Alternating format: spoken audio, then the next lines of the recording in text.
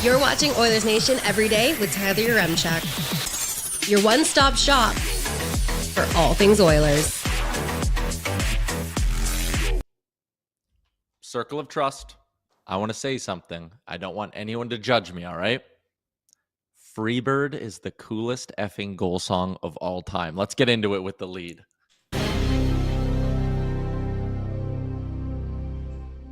Welcome into Oilers Nation every day, live from the Sports Closet studio. Check them out online at sportscloset.ca. The show, as always, a presentation of Bet365. Download the app today. Use the promo code NATION, whatever the moment. It's never ordinary at Bet365.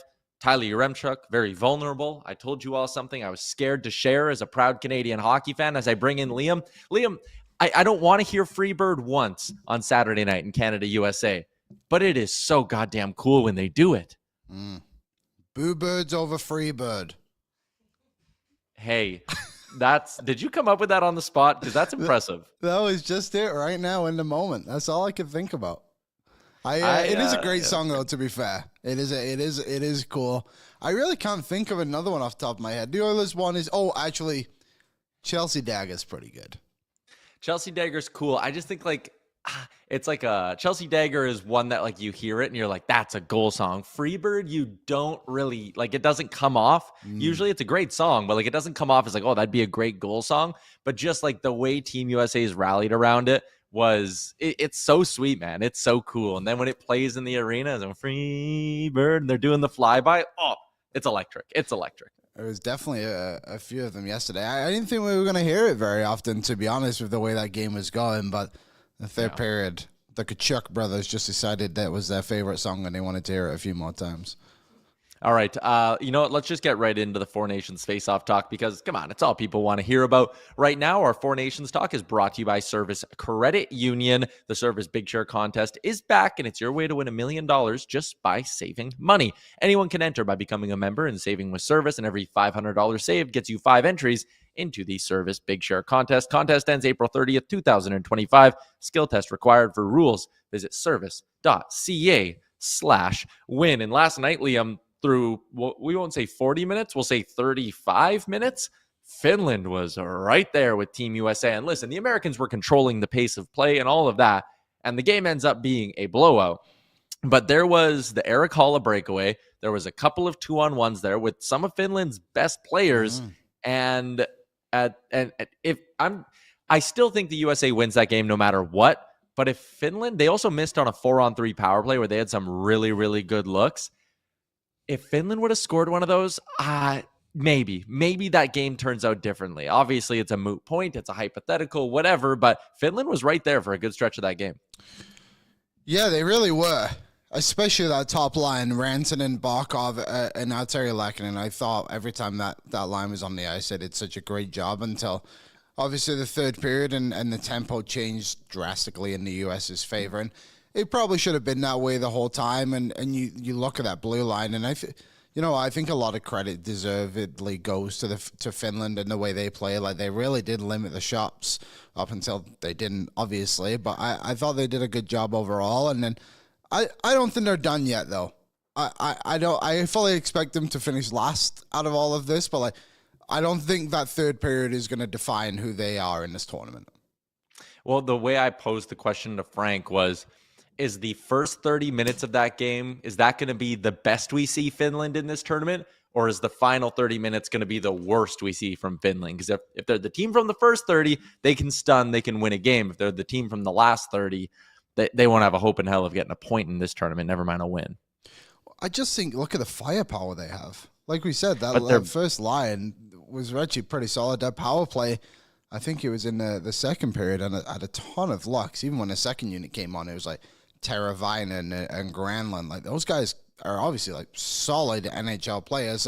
That's the thing. The forward group has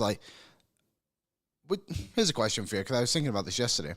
Do you think the upper echelon of forwards on the Finnish team are better than the Swedish team? No. Your top four are Barkov, Rantanen, Roope, Hintz, Aho. And then what would it be? Sweden? Nylander, Forsberg,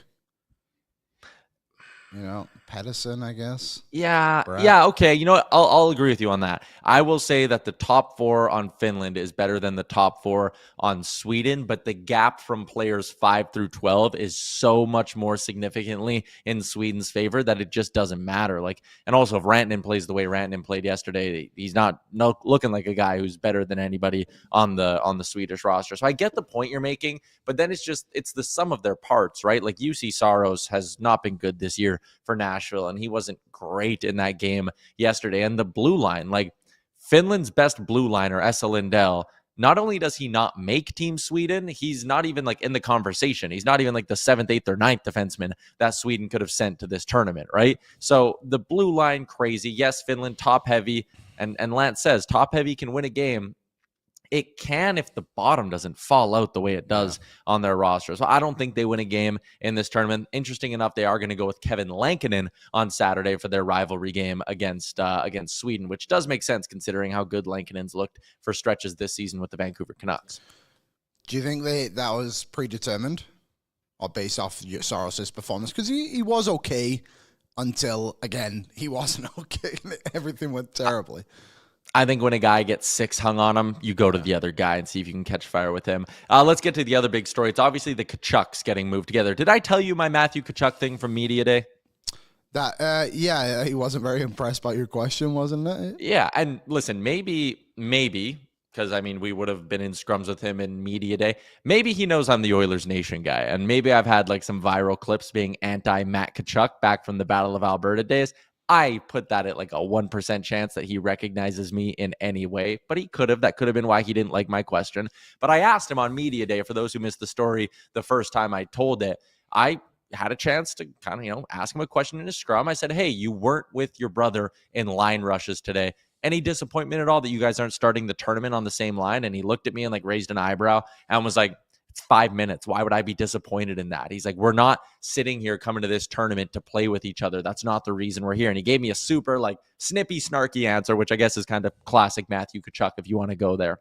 And then they get put together. They absolutely dominate the game. It was so much fun watching the two of them just run around and do what they do. They combined for 5 points in the game. They combined for 13 hits, which is insane as well. And then Brady Tkachuk does an interview on the bench with Emily Kaplan of ESPN following the game. And she says, hey, what were you thinking when Mike Sullivan gave you the tap and said, you're going up to play with Matthew and Jack Eichel? And he said, I just thought about my family and my sister and my parents in the crowd and how much this is going to mean to them and how cool this is going to be. And it's like, okay, so you guys obviously talked about it. It obviously meant a lot to you. You obviously wanted to play together. So Matthew, why were you such a dick to me? But anyways, the two of them were great, and they're going to be a handful for Canada on Saturday. If it makes you feel any better, Tyler, Matthew basically gave the same answers to Kyle Bukauskas as well post-game on Sportsnet. So he really didn't seem like he cared about it. And maybe that's because he's been in these moments before. Like Brady, probably the biggest game he's played in his professional career, I think, last night. And I think the next one will be even bigger, of course. And they'll continue to grow as we continue on in this tournament here if the U.S. gets to the final, which feels likely. But doesn't it just feel like it could be their tournament? Like, just those two alone. Like, I really feel like they were the heart and soul of that U.S. team yesterday. They're just dragging everybody into the battle. Like, it just feels very iconic, I guess is a good way to put it. Just like trying to think from a neutral perspective. Like, if I wasn't a Canadian fan, I would be looking forward to watching those two play on Saturday. As a Canadian, I hope they both play terribly. I'm also not Canadian. Trudeau, maybe one day. I was going to say, come on, Liam, what are you talking about? You're not a citizen. Show me your passport. Yeah, it was a lot of fun watching the two of them play together. And it's interesting to see, like, there was a clip of Mike Sullivan talking before the game where he said, like, let's play with that Canadian swagger, whatever the word he used was. And they came out and, like, Jack Eichel in his first two shifts was running around, like, going out of his way, like lunging at guys to try get body checks and try to make an impact in the physical department. And it's like, man, they are all very clearly bought in to what the mission is, what the mandate is, and how the style of play they're going to bring to the game, which brings me to Saturday. And actually, no, we'll save that for Saturday because there's a take I want to get to when it comes to the way Canada handled their lineup. Today at Canadian Skate, though, Cale Makar did not practice with illness, and that means that next time, or Canada was allowed to finally add Thomas Harley to their roster. And can I just say, the NHL in a handful of areas came into this tournament and said kind of like, we'll just make it up as we go. Like, we'll see. Maybe it won't be a problem. Like with the Department of Player Safety, when Bill Daly got asked, like, will suspensions carry over? And he was like, no, unless there's an extreme circumstance. And it was like, well, Bill, what constitutes an extreme circumstance? And he like shrugged. He was like, an extreme circumstance. And same thing with these rosters. Like why the NHL's policy, Liam, from the get-go was not just, if you have an injury, you can replace the player, but it has to be a tournament-ending injury. There we go. Good. Problem solved. This isn't a conversation, and that's actually what a normal league would have done in the normal tournament. And like Naeem laughs, the NHL just makes it up. So Canada has Shea Theodore go out. They go to the organizing committee, the NHL, and they're like, hey, we want to add another defenseman. And they're like, no, you can't until you fall below the 6 defenseman threshold. And it was like, okay, well, can we fly someone out just to be safe? And the NHL was like, no. Canada then goes, please, can we please fly someone out? And they said, fine, but he's not allowed to be on the ice or be around the team, but he can be in the city. And then all Canada has to do is go, hey, Cale Makar, you're feeling under the weather today? And he's like, nah, I'm probably okay. And they go, no, you're sick. Stay back. No morning skate for you. And then they go to the NHL and say, look, Cale Makar's so sick, he might not play. We need to add a defenseman. And they get to add a defenseman. Like, it's just Canada getting whatever the way they want because the NHL has wishy-washy rules. Yeah, it's not much of a coincidence, is it, that McCart didn't skate today? I thought that was quite funny when it came up. The call-up, Thomas Harley, surprising, I guess you could say, but maybe also, too, like, very, very good player, do not get me wrong. Maybe he was the only one also available in some way as well, which might have happened. Wasn't there also talk of, like, he could only skate with them in Boston? He couldn't come to Montreal initially? Couldn't skate with them in Boston, but yeah, the NHL said he can fly to Boston, not to Montreal for whatever reason. I don't know. If I'm remembering correctly, 2014 Olympics, Martin St. Louis was on the standby list, right? And then somebody got injured and he was just called, was it Stamkos? Stamkos broke his leg, that's right. And then he just got called up immediately. Obviously that wasn't in tournament, but it's just like, why not just have that guy ready to go? It's your tournament, NHL. These are your players. Like it's a very simple thing to do. I'll just tell teams to be like, hey, you need 8 defensemen and 14 forwards to go to the tournament. Your 8th defenseman and your 14th forwards can skate with you every single day, but they will not be on your active roster until somebody gets injured. You can't sub them in and out of the lineup. They're just practice plays, essentially. Yeah. They just made a bunch of weird arbitrary decisions that really make no sense, but Cale Makar fully expected to play when Canada takes on USA tomorrow night. Before we get to a little bit more about the lineups, Liam, do you want to talk about the anthem booing? Look, we can talk about it if you want. I think that it is avoidable for sure, but I also understand it in a way too, and I think most people also understand the circumstances of politics around it and why people are upset about it. I personally would not go there and boo, but I also wouldn't stop someone from doing it, because I think at the end of the day, the President of the United States called our Prime Minister a governor yesterday, which is quite frankly an insane comment to make. So I understand the booing, and I think that's where I'll leave it before getting deeper. I think players should be stopped asked about it, because what are they going to say? Yeah, they should boo it. No, obviously they're all going to come out and say, no, you can't do it. But like the anthem booing is not placed towards the players. It's based towards the man behind the table. Oh, yeah, 1,000%. And I thought Mike Barton or Mbon Hockey on Twitter, who's a good follow, he said this, and he's an American. He said, these things can be true. Canadians are validly booing, mainly at the constant Trump threats. How serious they are, I don't know, at annexing Canada. Number 2, booing does not mean Canada hates America. It's a comment on the current administration. And 3, 80% of Americans don't want to take over Canada. And I think that's kind of the bang on take. Donald Trump said today, I spoke to Governor Trudeau. They don't have military protection. And you take a look at what's going on there. People are in danger. They need our protection. Come on. What are we doing? Exactly. So I'm on the same side as you. Would I go to a game and boo the American national anthem?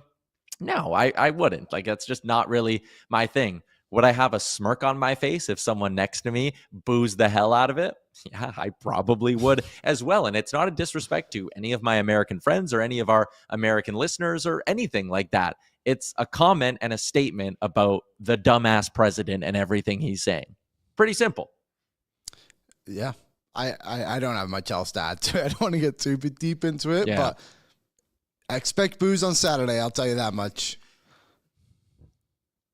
That loud, thunderous. It's going to be, and even last night at the game, you could tell when the anthem ended, because again, were there boos? Yes. Were they coming from, even saying 10% of the crowd is way too high of a number. Like there was probably, 100 people maybe that booed that anthem out of the 21,000 who were in attendance at the Bell Center. And when the anthem ended, you could tell there was a big cheer that was kind of like hey, sorry about that. Like, we do like the anthem, but some other people were booing.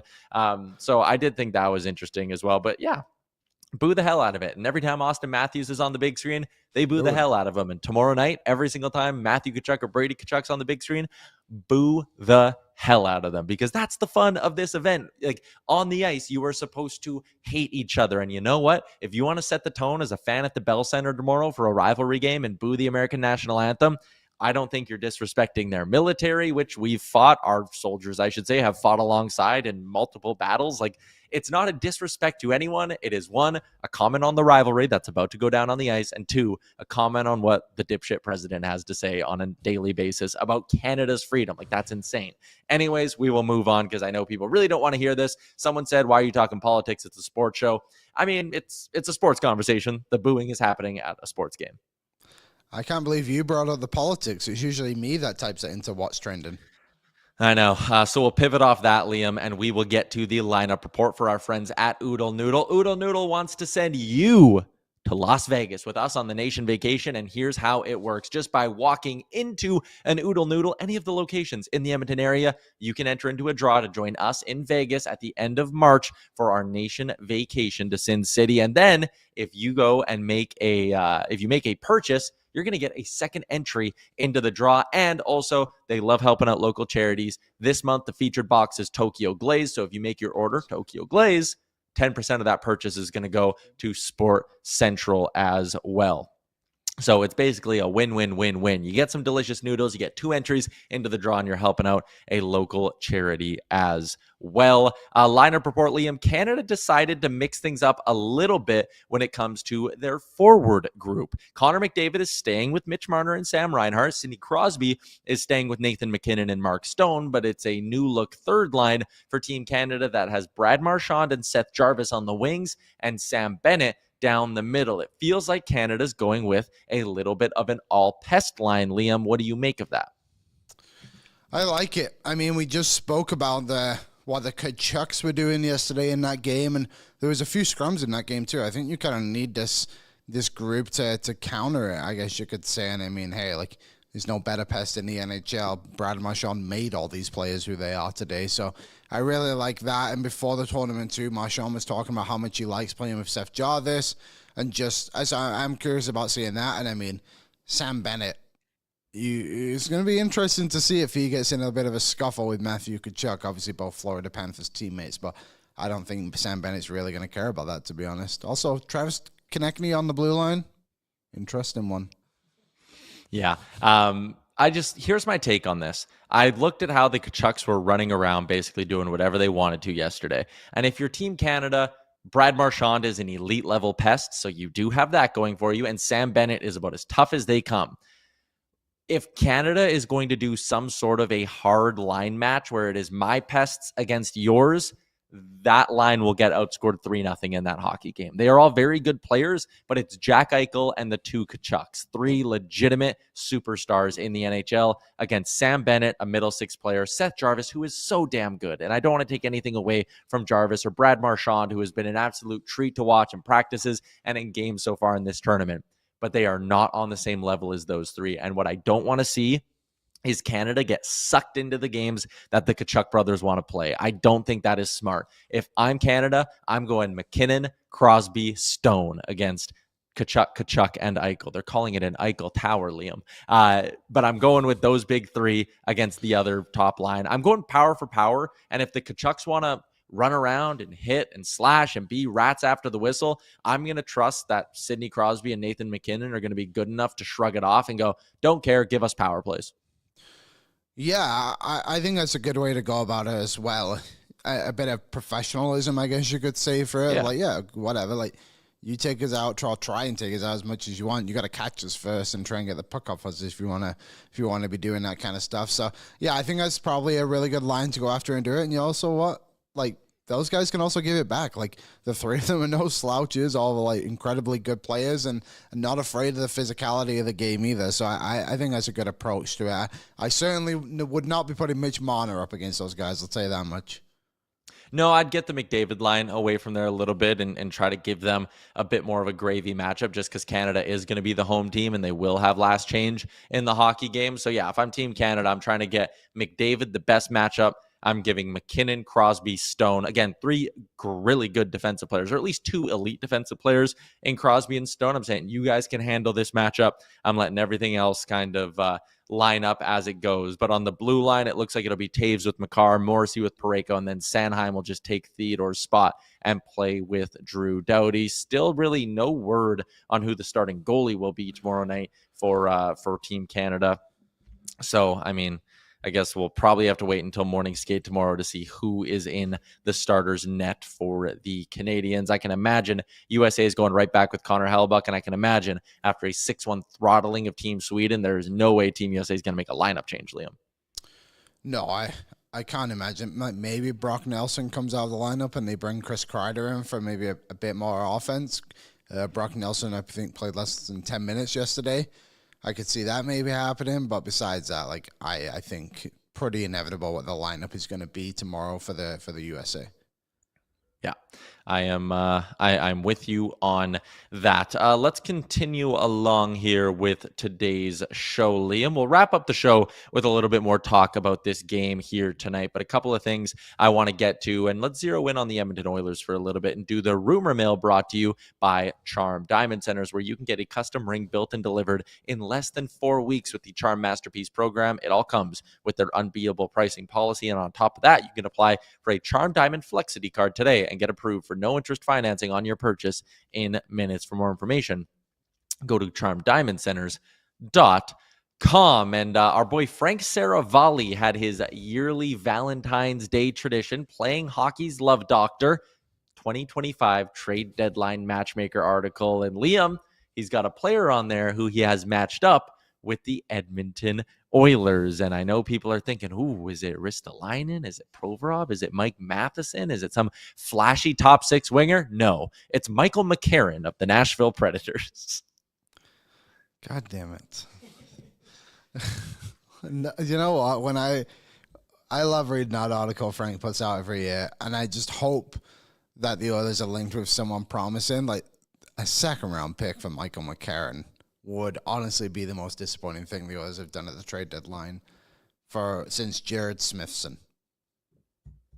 Yep. I don't see a reason to trade a second-round pick for that guy.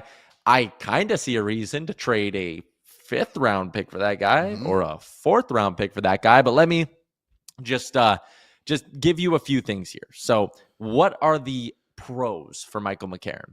He is a very big boy, Liam. 6'6", 232 pounds. He can kill penalties as well. And he comes with term this year and next year, $900,000.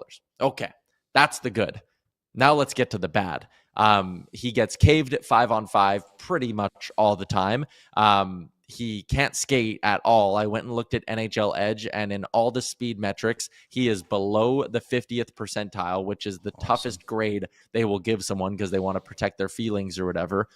So he's below the 50th percentile in skating. He does not skate well at all. He is bad at 5-on-5, and so far this season, in 46 games, he's scored 2 goals in 46 games. He only has 7 points. His career high is 12 goals in 70 games last season.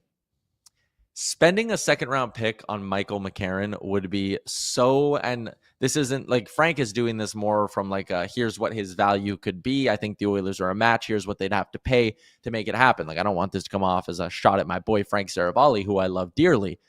But if the Oilers trade a second round pick for Michael McCarron, I think it will be the stupidest possible thing they could do at this trade deadline. 1,000,000%. Whatever the highest percentage of agreements I can give to you, I will give it to you right now.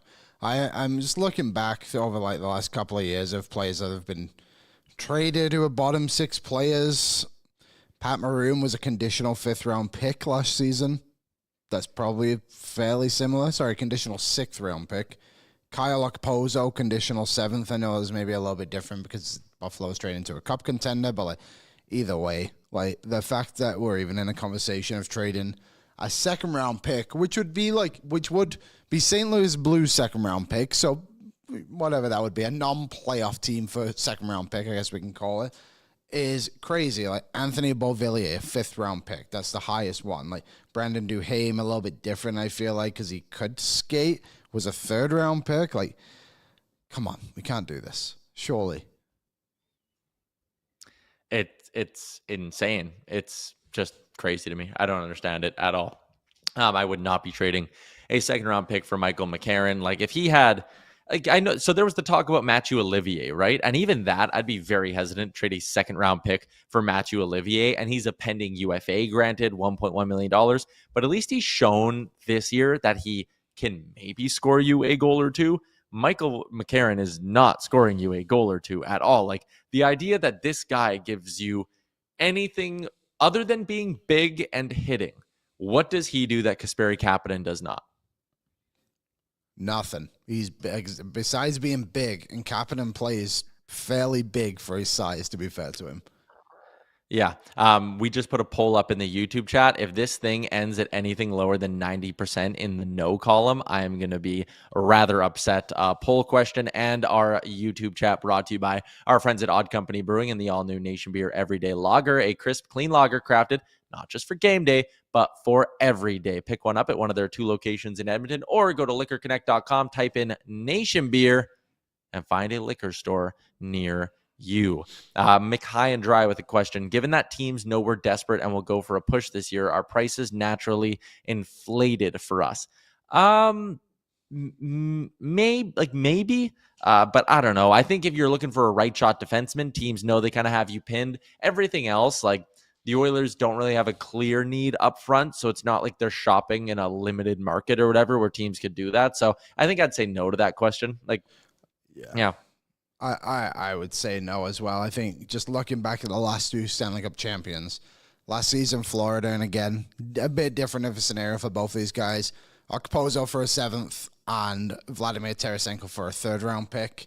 You look back at Vegas the year before, they got Ivan Barbashev for Zach Dean, who was like, I know he's a 1st round equivalent, but he was like their 3rd or 4th best forward prospect that they had. Like, I don't think teams really look at that because like there's so if you had that mindset, there's so many teams who are trying to win a Stanley Cup that you would just get nothing. Like you wouldn't end up trading these guys if your value is so high on things. So no, I don't think that would be the case, Mackay and Dre either.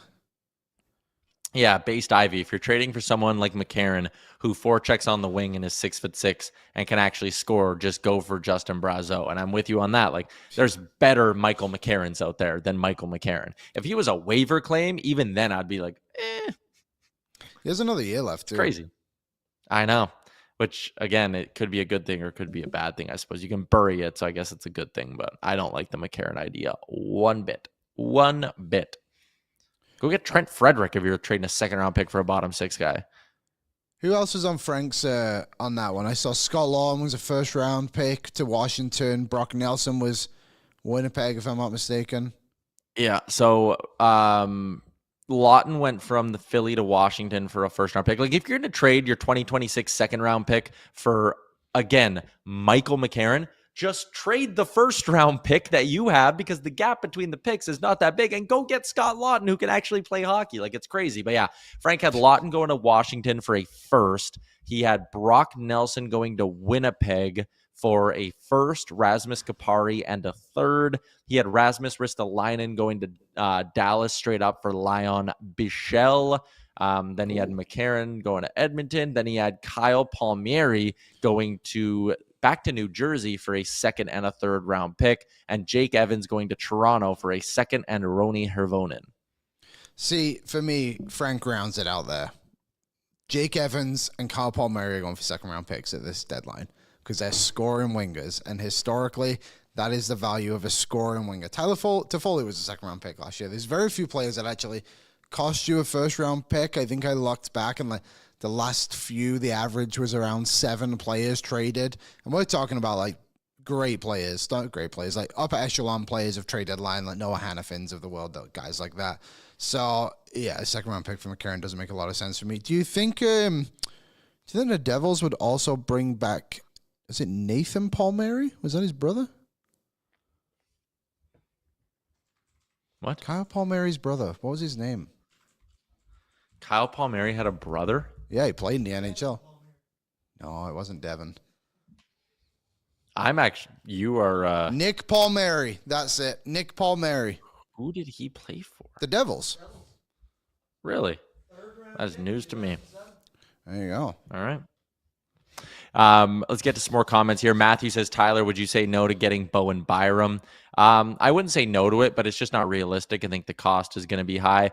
D says, we paid a first for Henrique last year. Yeah, Henrique and Carrick was in the deal too, and Carrick was a throw-in, and he's on the same level in my mind as Michael McCarron. So, like, why are you going up a second for Michael McCarron? I think on top of that too, sorry, Ty, to interrupt the Henrique thing, like, Henrique was what, top 5 on Frank's board, top 8 somewhere around there, 75% retained, like, yeah, it's not that bad of a trade when you look through it. They managed to re-sign him. They got good value out of it. Yeah, and it allowed them to make the McLeod for Savoy trade. Like, the ripple effects of the Henrique deal are actually fine. And also, I think if he's healthy for the playoff run last year, he's probably a little bit more effective, but he was always in and out of the lineup. Let's continue along with the show. Liam, if you guys got some trade-related questions, you can drop them in the YouTube chat. Maybe we'll get to those before we wrap up. The poll, by the way, 88% no in the side of do you trade for Michael McCarron. But let's get to what's trending for our friends at the Edmonton Police Service, who want to remind you to curb the danger. Report an impaired driver by calling 911. If you suspect a driver is impaired by drugs or alcohol, do not hesitate. Call 911 immediately. If it impairs your ability to drive in any way, it is both highly dangerous and illegal. Help keep our streets safe this year and curb the danger by reporting an impaired driver. For more information on Curb the Danger, visit edmontonpolice.ca/impaired driving. Frank Saravalli, another thing that Frank was bringing to the table. No locations have been set for the 2028 World Cup, Liam, but as Frank says, quote, as for North America, the hockey meccas of Toronto and Montreal stand out. However, there has been buzz recently about a New York, New Jersey bid, support in Minnesota and Chicago, as well as a potential Edmonton, Calgary play, and part of it would obviously be that Calgary's new arena is set to open up in 2027. What I would say about this is if Calgary's arena opening process is going to be anything like Edmonton's, Edmonton after Rogers Place opened up, they took a couple of years before they wanted a couple years before they started going for these big events because they wanted the full ice district area to kind of develop. I wonder if Calgary, just a year after opening the new barn, is going to be like, same thing. Let's wait till the district develops a little bit, and maybe it's more of like a 2030 World Cup for Edmonton, Calgary versus a 2028 World Cup. But what do you make of the idea of Edmonton and Calgary maybe getting the World Cup of hockey in a few years? To be honest, I hate all those bids that you mentioned. I think the NHL needs to move away from North America. I really do. I think we've got to push this thing across waters and get into Europe. Like they've missed out on some big opportunities at the Olympics. So I would like to see like Stockholm host it or Helsinki, somewhere like that, like to really push this thing over the edge and make it a bit different than usual. But on the Calgary side of things, if it was to become that, I agree with you. Like, you're right. I think Edmonton was kind of pushed into it a little bit in some ways because of COVID. Like, obviously slowed a lot of things down when, like, World Juniors were flowing through here. Like, everything wasn't fully ready to where it needed to be. And Edmonton, I think Calgary will prove to be really good hosts if it was to come down to it. But if I had to pick place, I would like them to be somewhere across in Europe. I think that'd be a really good thing for the league. The only thing I think what they should do if they want to do it properly is start with the European teams, like have Finland and Sweden play in a pool with like Germany and Czechia and have that start in Finland or Sweden, and then have a Canada, USA, Russia, and Slovakia pool start in North America, and then meet in Montreal or Toronto for the final. So you could do a whole bunch, and it's tough too because then it kind of spreads out where everything's happening. But like, I would love to see Canada's round robin start in Edmonton and Calgary, and in Europe they have whatever in Sweden, then they meet in Montreal for a final, a best of 3 final. Best of 3 final, I do like that, actually. It'd be difficult, obviously, with the time change. When is this going to be? Is it mid-season? I don't think they really said anything yet. Because that would obviously throw a wrench in the plans if you wanted to go overseas of like, hey, we need you to go to Germany for 2 weeks in February. You know what I mean? Like, I don't think that's very fair to the players. It probably extends the break to 3 weeks, I would assume. I would like this to be a start of season or end of season thing, to be honest. Probably more start, I would think, is a better way to do it, like they did the last World Cup, right? Yeah. Gregor pitched a best of 5 Canada versus America in North America, best of 5 Finland, Sweden in Europe. I don't know. I still like the idea of it being more of a tournament than just playing an exhibition best of 5, but I kind of get where Greg's is coming from on that. Yeah, I like the idea. I think it's a fun idea for sure, but it's not growing anything. All those teams have fans. Those players are being watched in the NHL by those people in those countries. It's about getting Germany, Slovakia involved in some way. Again, like we talked about yesterday, I don't know how the players are going to be done in this, but I think what has made the World Cup special for me over the years in different sports is that country embracing what is about to come to them. If it's like when I went to Paris a few years ago, the Rugby World Cup was going there, the next November, whatever it was, and it was just like cool to see the events they'd build up. Obviously, we see it at the Olympics too. I really think the NHL needs to take it and just pick one location and let it ride. Yeah, that's fair. There's the selfish part of me that loves the atmosphere that a Canadian barn brings to these kind of things. And that's why I'm kind of like, keep it in North America, keep it in Canada. I kind of like having that advantage. But when we've gone to, I will never forget when Edmonton played Cologne and Ryan Jones was on that team and the German fans like jumping in the stands. Like, it's different over there. It's very different atmosphere. And I think it would be, you got to give these European teams somewhat of an advantage as well, I think, because obviously Canada and US are the top 2 teams. You go over there and you make the environment a little bit more difficult for them. I think it gives the Germans, Slovakians, whoever it may be, like just a little bit of a boost. I see where you're coming from with that too. That's something that Uffe Boden talked about in his Team Sweden preview for us at Daily Faceoff, and it was like the connection for the star players in Europe to the grassroots level fans in their home countries. They haven't been able to make that connection without true best on best hockey because sometimes they can't follow the NHL as hard because the games are at 2-3 in the morning, right? So like if you're a kid in Sweden and this is your chance to see Team Sweden play a couple of games, and that's why Sweden's getting the game at 11 a.m. Mountain tomorrow because it's prime time overseas and it's Sweden, Finland. Like that's important for growth of the game there. So I get the point you're trying to make there, or you are making there. Couple more things outside of the world of hockey. We are 2 days away from Vladimir Guerrero's deadline to get an extension with the Toronto Blue Jays. He's said that once spring training opens, he will not sign a new deal with the team. He will not negotiate in season. Liam, do you think I'm going to have my heart broken again? You know what? No. I think the Blue Jays have heard your cries. Surely they cannot do this to their fan base again. With the guy who, what was he? I remember you telling me, wasn't he like the best hitter in baseball last year, or the best hitter until from the All-Star game onwards or something like? And he wants to be there. We all heard him try and say Saskatoon the other day. You can't let that guy go.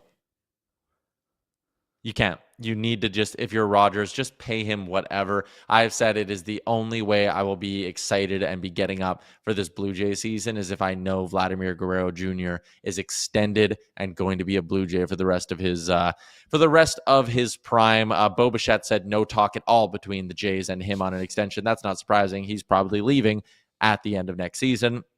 The Eagles had their Super Bowl parade. Liam, have you seen any of the visuals that have come out of this? No, I actually haven't. I'm assuming they're all climbing up lampposts and stuff like that. Yeah, there was one guy, and this is at like 9 a.m. in Philly. He's leaning over a railing, and he's just barfing. And as he's barfing, the crowd does an Eagles chant, so he's puking, and then he's still with his fingers is doing like the Oh, boy. A-G-L. And it's like, oh my God, this poor guy.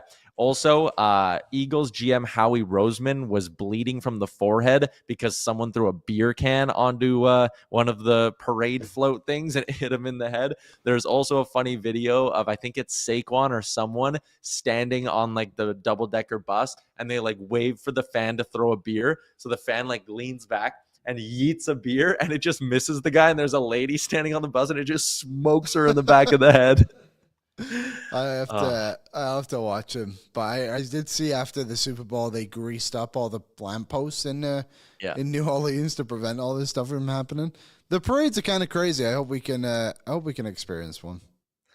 Yeah. There you go. What's trending for our friends at the Edmonton Police Service? I got one. I forgot to put it in because I just remembered. Did you see that kayaker get swallowed by a whale and then spat out? No, but I want to. Can you retweet it? I sure can. It was absolutely insane. I believe it was in Chile. He's just kayaking with his dad, and his dad's recording his son. And all of a sudden, this huge like humpback whale just comes up, swallows him whole, and he's just gone for a few seconds. And all of a sudden, he just spits him back out. Oh my God! Isn't that insane?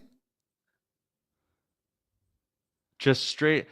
Now, does the whale actually swallow him, or does the whale just miss him? No, he goes in the mouth, and then he comes back out. I think Aaron's trying to grab it as we speak here to show everyone else as well. But yeah, did not swallow him. Just throws him right back up. And I do think it's not a regular occurrence, but when it has happened, no, I don't think anyone's actually been swallowed whole and died from a whale attacking them, I guess we could say. There was also that other video the other day of the kayaker in New Zealand. Oh, here we go. This is the craziest thing we've ever put on this show. That is why I never go in the ocean. That is bananas. What are we doing here? Stay out of the waters, folks. It's dangerous out there. Look at that. Yeah, oh, yeah, you guys saw. Eventually, it comes back around. I promise we're not showing you a video of someone dying on the show. Up a video of there it is. There it is. Damn. There was the other one the other day, too, of the kayaker in New Zealand getting, like, chased by a great white shark. And he's just like, I'm 4 kilometers away from the beach. Like, this is insane. Insane. No you are ocean shocked. for Liam. Look at that. All right, let's continue along with the show, Liam. Let's get back to the hockey talk. Do a giant question for our friends over at Sherwood Ford, where Nation Valet Service, it is here, and it is once again your chance to win a trip on the Nation vacation. Nation Valet Service is free to use with our friends at Sherwood Ford the Giant. Just book online, sherwoodford.ca. Say you want the Nation Valet Service, whether you're booking in for an oil change or any sort of routine maintenance, and they will come pick up your vehicle, drive it themselves back to the dealership, do the work, drive it right back to you. Never leave your house, never leave your place of work to get routine maintenance done. And this month, if you use Nation Valet, you get entered into a draw to come on the Nation vacation with us to Las Vegas. Liam, what are you expecting from Team USA tomorrow night? A battle-like mentality. I think it's going to be a very physical game. I think it's going to be a ton of energy. I think this could go down as one of the greatest international games until we play the final against the U.S. if it ends up going this way. I think it's going to be crazy. I honestly cannot wait to watch. It's the most excited I've been for a hockey game since Game 7 of last year, man. Like, it's going to be amazing. I think the U.S. is going to be chippy. I think they're going to be trying to get under Canada's skin. And I'll be honest, I think Canada is going to do their best to stay out of it, which brings me to some keys to victory, which today are brought to you by our friends at Star Mechanical, Edmonton's #1 plumbing and heating company. You can find out more about them online at starmechanical.ca. It's your key to victory. And for me, Liam, if I'm Canada, I want to hold on to the puck. I want to establish the cycle. I want to try wear down this American blue line and force them to take penalties. I think Canada can win this game if they can get 3 or 4 power plays in the hockey game and burn the Americans with that lethal top unit. They can win the game. Also, sub 1, got to make Jordan Binnington's life as easy as possible. That's assuming he is the starter, but whoever's in net, got to keep him to the outside. Don't give these American players who have some high-end finishers, Matthews, Hughes, Gensel, Kyle Connor, the Tkachuks, the list goes on. They can finish their chances if you get them like we saw yesterday, so you need to make the goalie's life as easy as possible. Yeah, I think that's a really good one. Goaltending is obviously a weak spot in Canada, especially when you're going up against Connor Hellebuck. For me, it's gonna be don't let the momentum swing, and I don't think it's necessarily me saying Canada needs to have their momentum on their side the entire 60 minutes, but this U.S. team is gonna come and they're gonna try and build up the energy for themselves. And it seemed like there was a good amount of Americans there last night cheering them on, which I think is gonna make it even better on Saturday as well. But Canada needs to show that professionalism a little bit too, and show that you've been there. They obviously have a lot more players that have played at that international level. I believe they said on the broadcast yesterday, the U.S. hasn't taken one player from that World Cup roster. Most of them are from the North American team that came through and played in that event, the last World Cup of hockey. So for me, it's like you show a bit of professionalism and kind of let your leadership guide you through it a little bit, I guess you could say. I like that. Let's take a look at this game from a betting perspective, where the Canadians open up as just the slightest of favorites. Minus 115 on the money line compared to minus 105 for Team USA. The over-under is set at 6.5 with the overpaying plus 105. Who do you like to find the back of the net tomorrow night? I'll give you one that I love, and shout out to our boy Rusty and all of our other American listeners. I like Brady Tkachuk at plus 400 to find the back of the net. That's a good bet. I was going to go Matthew, but yeah, Brady, I was looking at him plus 400. I could see JT Miller getting involved.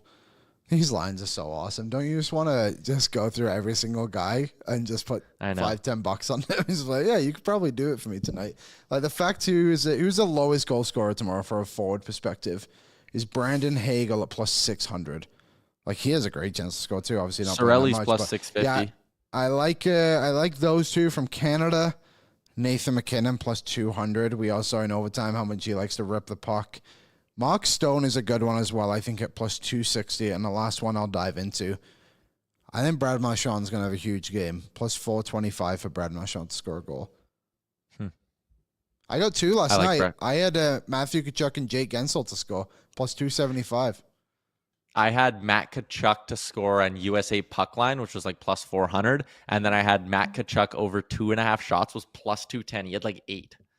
There was actually a really good one yesterday too. If it comes up tomorrow, Zach Werenski to get 1 point was minus 120. That was a lovely one to hear. I'll tell you that much. He ended up racking up 3. All right, Liam. Quick edition of the show today. If you want more coverage on the Four Nations Faceoff, you can go to dailyfaceoff.com or watch some of my live shows with Frank Saravalli over on the Daily Faceoff YouTube. The sheet's going to go live in 13 minutes as well. Liam, this was fun. What are your Valentine's Day plans? Well, you know me, Tyler.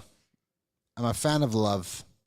Mm-hmm. So I made the lady a nice little basket. This morning, I made some chocolate-covered strawberries, so that was good. Wow. That was big. And then we'll go out for dinner tonight. Nothing special because it was our anniversary last Friday as well. So, bit of a mixed bag. A lot of celebrations of love in our house. Yeah, me and Amber, we're not Valentine's Day celebrators. We've had like a little tradition the last couple of years where we'll make homemade pizzas at home. We'll do like homemade pizza and have like a little glass of wine or whatever and just spend the night together, which I guess is kind of celebrating Valentine's Day. But I'm obviously not there this year. Very, very sad. And she has basically been eating crackers and drinking water the last 2 days because she won't go grocery shopping because it's too cold out. So I ordered her heart-shaped pizza from Boston Pizza today, and I ordered her a large and said, here, this should feed you till I'm home. Which is like still 10 days. I know, it won't feed her that long. Anyways, happy Valentine's Day, Liam. What about Pat? What's Pat doing? Is he got some big Valentine's Day plans? So Pat is going and taking his girlfriend, who is still in Montreal with us. He is taking her out for dinner tonight, but the location is a surprise. And I'm going to the casino with Frank. Well, that sounds lovely. Maybe he'll take me for dinner. If you're lucky, Frank will take you out. Frank is very generous when we see him on the road for taking us out and giving us that boat day in Fort Lauderdale. That was a great day, all thanks to Frank. Yeah, and you even braved the ocean. Well, I was on it. I didn't go in it. Dad. Yeah. You don't know what crocodiles are now. It was insane that you guys are out there, to be honest. It was honestly so funny because everyone else was like jumping in the water. It's a hot day in Florida, and Liam's just standing on the boat, just won't get in. No way. And you know what? Like, couldn't care less what anybody thinks about it. I am not getting in that damn thing. It's spooky out there. You never know what's underneath those waves. Yeah. All right. Good show, everybody. Everybody in the YouTube, you were great. Shout out to our producer, Aaron, as well. Good to have him back manning the controls this week. Liam, have a good weekend. Enjoy Canada, USA tomorrow. Frank and I doing a live post-game show on the DFO YouTube immediately following the game. So look for that. Go Canada, go. Enjoy the hockey. See you Monday. Oil up.